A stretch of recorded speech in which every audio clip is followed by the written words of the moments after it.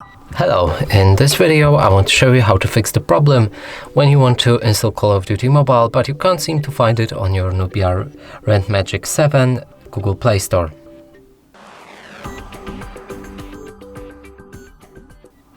So in order to do this, first let's open Google Play Store. Here let's try finding Call of Duty.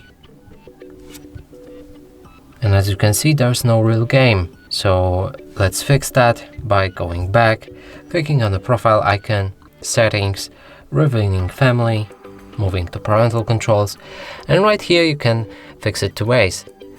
First one is to disable parental controls entirely, and the next one is to go for apps and games, enter your PIN code, and increase PG to at least 16.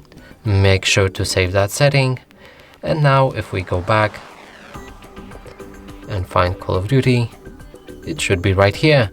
And that's it for this video. Hope you like it. Please consider subscribing to our channel, leave a like and a comment below.